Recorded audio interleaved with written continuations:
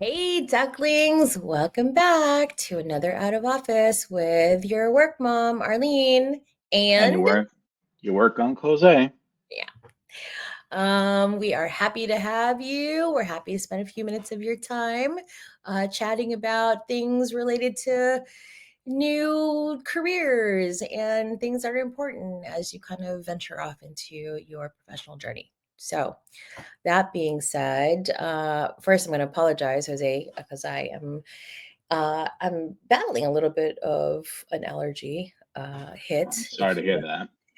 you yeah, no, I spent a lot of time with some friends who had a lot of animals, and while I love them all or whatever, unfortunately, I'm allergic to a lot of them. So, but that being said, don't worry. I'm just as communicative and verbose as ever, as you like to point out, sir. Um, so I figured that maybe we could spend some time talking about communicating, actually, finding your voice. I think that might be a good one for us to tackle. That's a great topic, actually. It came to mind because as I was thinking about how you and I work together, we are very different in terms of how we communicate. As you like to point out lovingly, I am assuming that I am a bit chatty and verbose, and you, on the flip side, are actually very intentional and measured in terms of how you enter a meeting, enter a room, and kind of enter working relationships. And it got me thinking. It's really a great thing for us to explore in terms of not one way being better than the other. It's really just a matter of who you are as a person, and finding a voice and a style that works for you as Yeah. you gain confidence in your job or your professional ventures. So I don't know. Thoughts? And you got to think about it.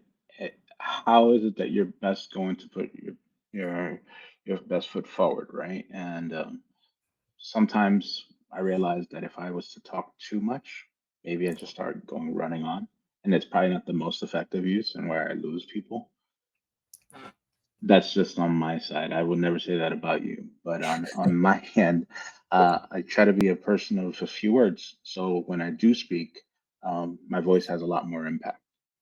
So yeah, I appreciate that because there are different ways of really kind of approaching and reading a room. And I think when you are an early employee or a newbie on the job, sometimes you don't necessarily have confidence, or you're learning things about your job and your role, and gaining new skills that you might not necessarily feel like you are a go to. But as time goes on and as you are settling into your role, you would again be surprised. There's so many things that surprise you along the journey of your profession, that people will start to go to you for things, that you will be the go-to and for certain types of questions or certain types of activities. And what a great way to really embrace this opportunity to kind of level up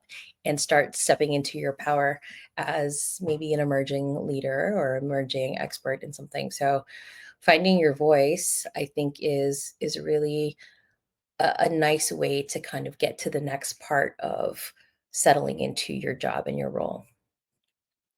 Yeah, you try to not worry about that too much, and I tell people, finding your voice takes time. Don't despair. Don't think you're gonna find it on day two. Day one is the orientation. Day two, you're Yeah, still not gonna find it, and it's okay. It takes repetition, takes confidence on your part, and while it becomes a natural part of who you are, that go-to that Arlene is describing, it's gonna happen organically. So I don't think there's anything that you have to worry about from that perspective, and just kind of let it flow. And then these things just build one on top of the other. for sure. I think you opened up nicely, right? It's executing something and doing something over time, especially if you are on a project or maybe you're in a retail space, maybe you're in the military and you have a very specific, you a very specific skill set or a job that you're expected to do. And maybe the first few times that you do the task or do the activity, you have questions, but the more you do it, repeatedly, the more confidence you gain. And at some point, it actually becomes almost autopilot in many respects, depending on what you're, what type of work you're doing. And when you start sliding into that comfort zone and in autopilot in certain types of job activities, now people are asking you for ways to do it better or tips on how to do it. And that's, I think, sometimes when you realize you're like, oh, I actually have a really critical perspective on doing this particular part of the job or doing the job or a particular topic. Maybe there's something that you're really interested in and you were tasked to do research on something, and now you are actually by default the go-to person on that particular topic. I know that we've had plenty of young talent that we've worked with rather, that we've tasked to go find out about platforms or systems or research. And at the end of that task or activity, they're the best expert that we have on the team with regard to a particular system or platform or topic. I always say, the material is the material, right? You're either going to know it or you're not going to know it. But there's a point when you're going to start putting your own personal twist on your voice and in the material itself, where you're going to start your inflections and the things that you want to focus on, the things that you feel are the most important. You're going to find that sweet spot you were talking about, that comfort zone. It's that moment when you become the expert in the room and people will defer to you when it comes to the topic. That's the moment that you've kind of realized, like, yes, I've hit my stride. I know exactly how I'm going to move forward with this and how I'm going to do it in the future. Yeah.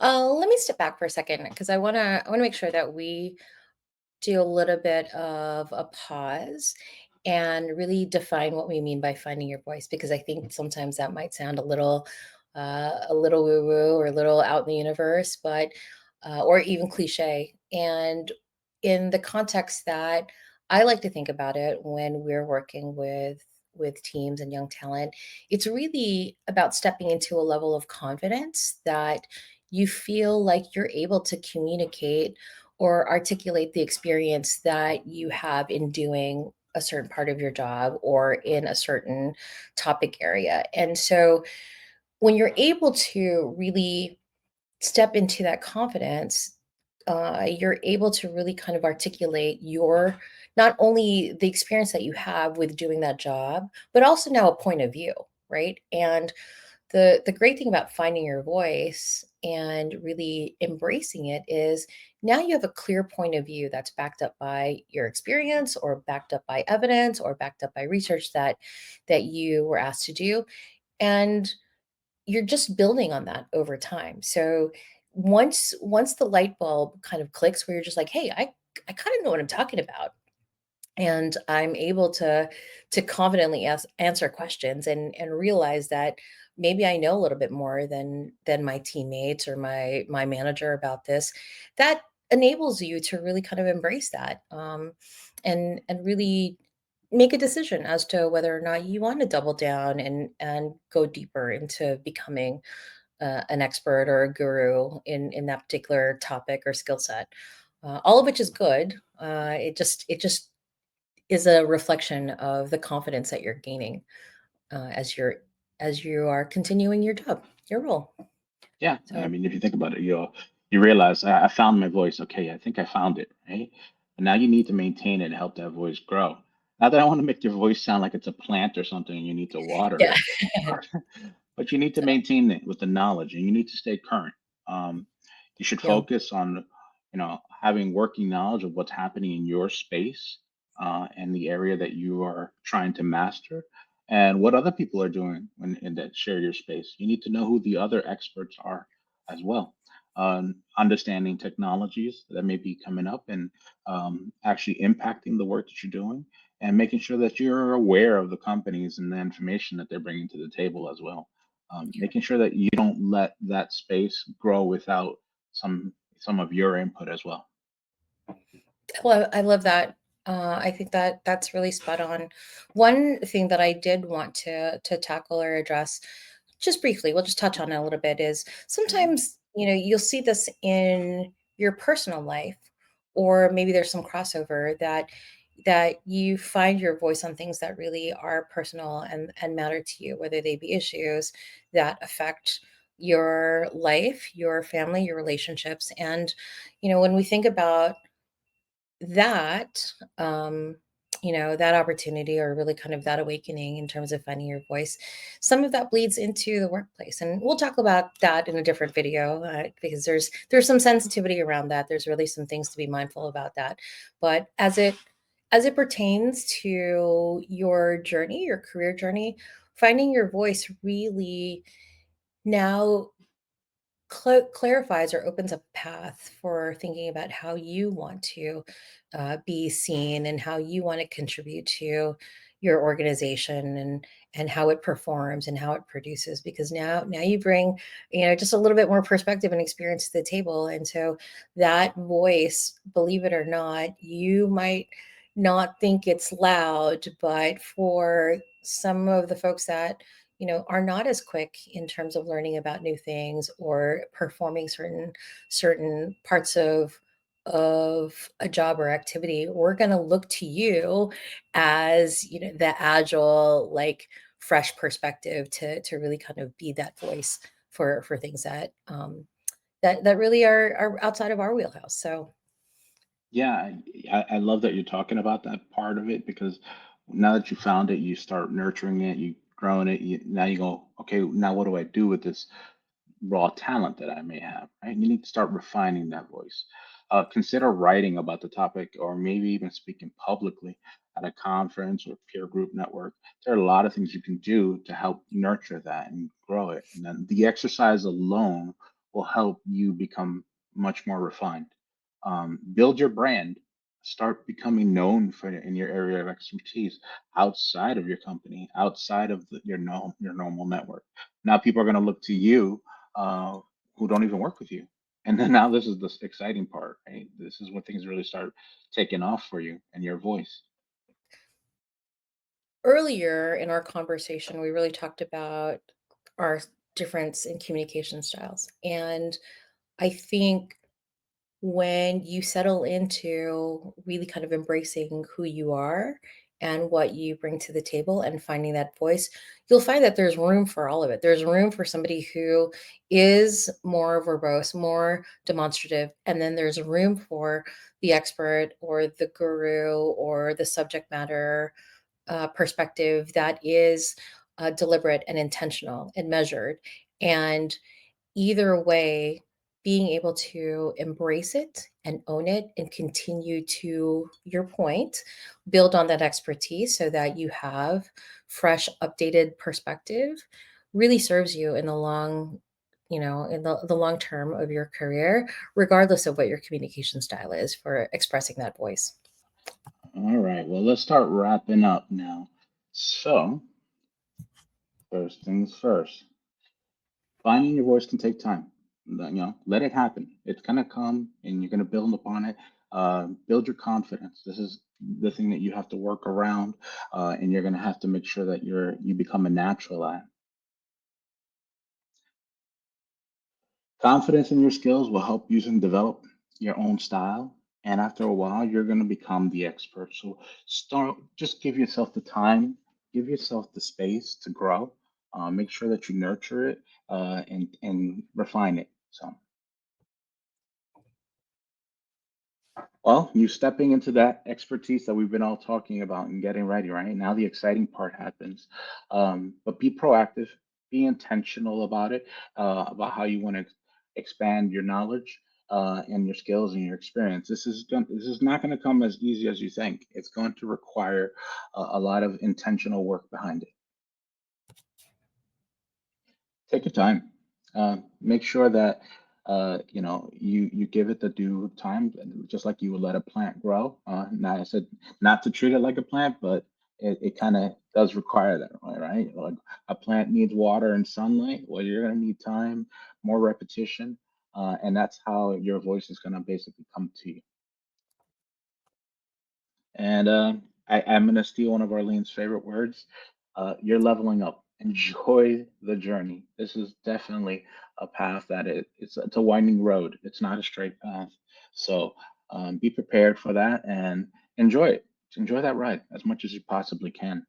Thank you. Thank you for that great sum up. I think those are parting thoughts that we can all remember regardless of where we are in our career path or career journey. So I just want to piggyback on that and maybe kind of wrap us up. I think one, I would say that finding your voice is reflection of where you are in terms of your confidence. So some people find that earlier, some people find that later, some people find that over time. So, one of the things that you had said, Jose, don't rush into it, just give it time. And I love that part on the takeaway where it's just like, sometimes the voice finds you. So once you get there, it's also an opportunity for you to be seen, right? So that's that whole stepping into expertise and stepping into really kind of being known for something.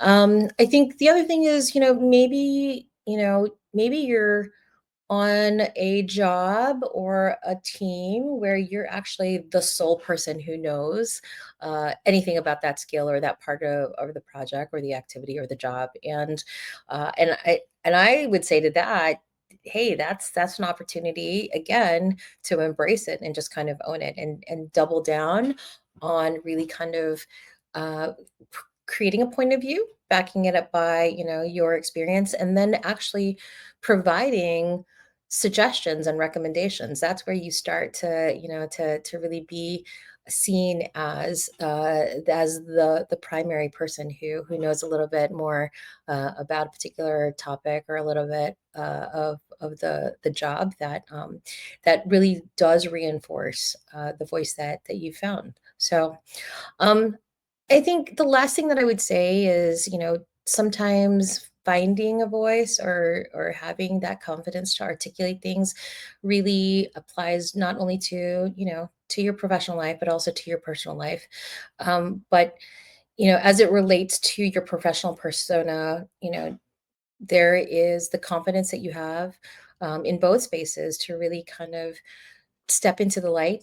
And we've said this a couple of times, but really kind of level up and really stand in your power. And that starts to become the difference between being new and early in your career and then getting a few recognitions and accomplishments and years under your belt and set you on your way. So that being said, that was a lot, but really, more importantly, in the spirit of great mugs, wake up, be awesome, stay awesome, and now go live your life. And we will see you on the next one. See you later, ducklings. Bye.